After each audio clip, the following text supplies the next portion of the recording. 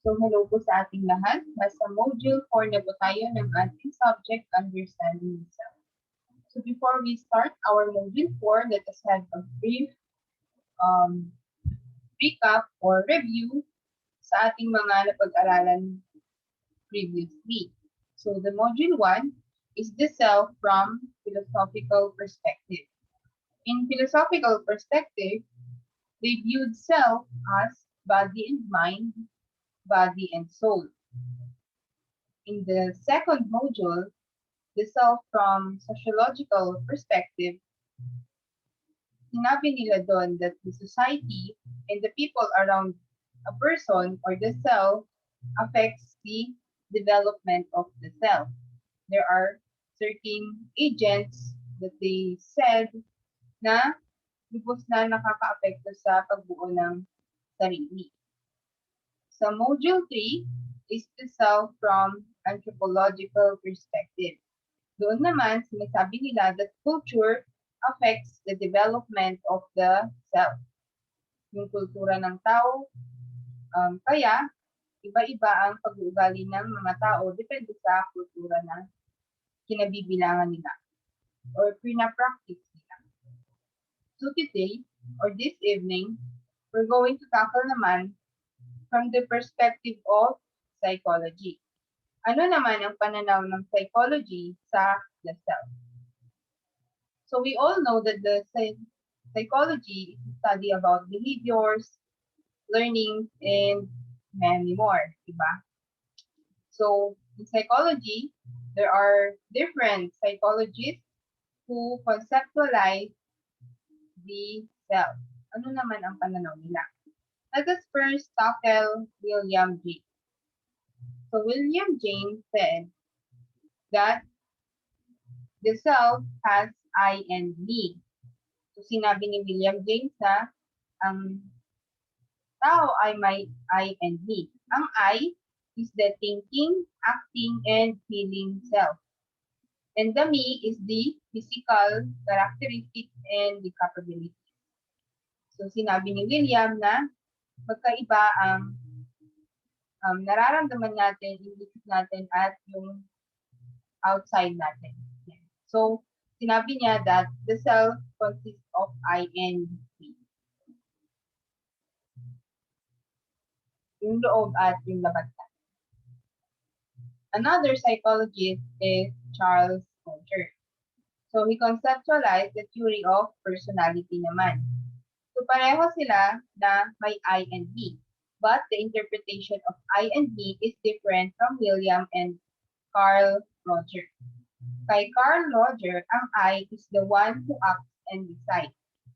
And the me is what you think or feel about yourself.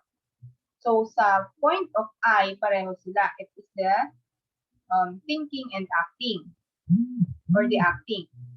While the me, ay magkaiba sila ng view ng me, di ba? Kay Carl, ang me sa kanya ay yung feeling about yourself. Yeah. So in psychology, they said that self-concept composed of personal characteristics, social roles, and responsibility. Ang self-concept is what comes to your mind when you ask who you are. So kapag tinanong ka na, tell me about yourself, and you express your knowledge about anong nalalaman mo sa sarili mo, yung mga sinabi mo defines your self-concept or your identity. Then, yung mga sinabi mong descriptions about yourself is called SIMA. It is the collection of knowledge of who we are. It includes hobbies, family, religion, nationality, interest, workforce, age, and name. So yung mga information na yun na patungkol sa atin is called SIMA.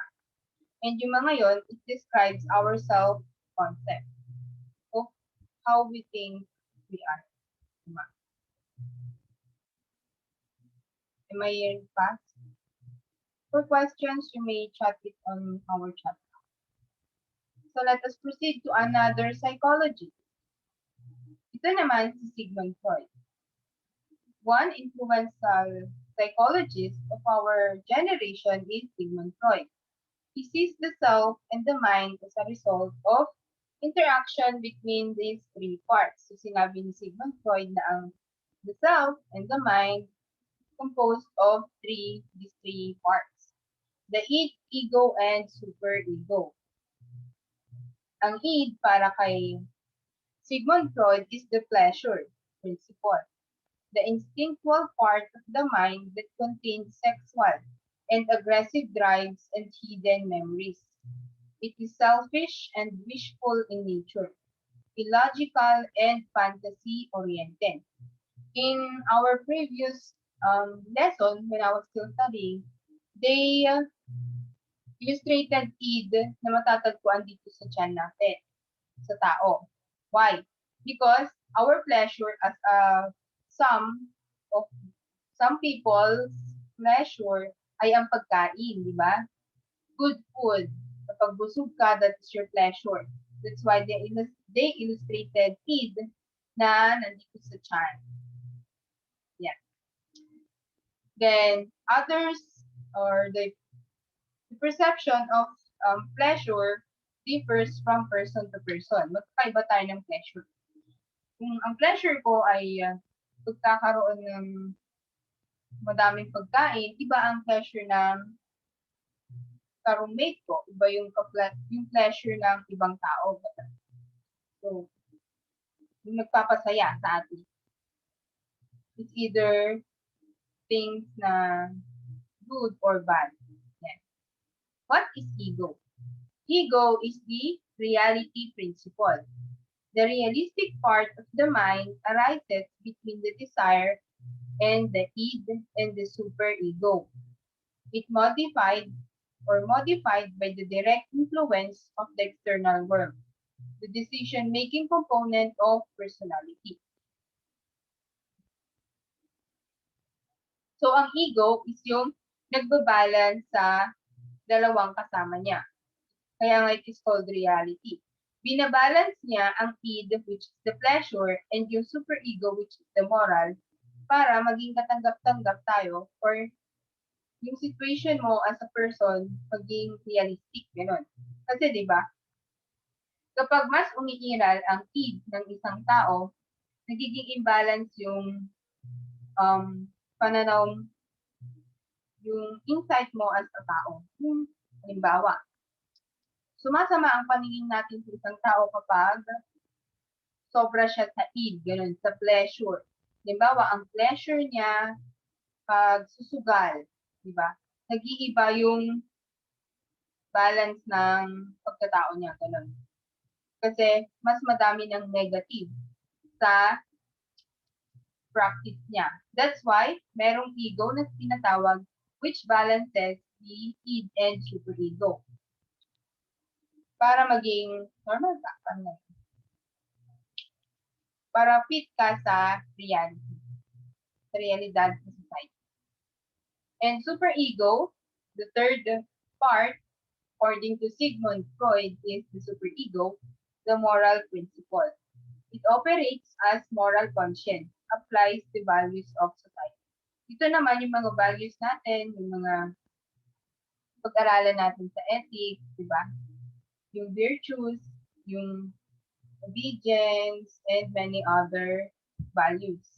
Bakit kailangan i-balance ang superego? Kasi may instances na kapag nasobrahan ka naman sa moral principle, ang decision-making mo din ay naiiba. Nagiging negative din. So, kapag sobra ka sa id, yung pleasure, nagiging negative person ka, di ba? Kapag nasobrahan ka naman sa superego, which is the moral principle, may negative effect din yun. That's why we have the ego, yung taga-balance ng dalawa. Okay?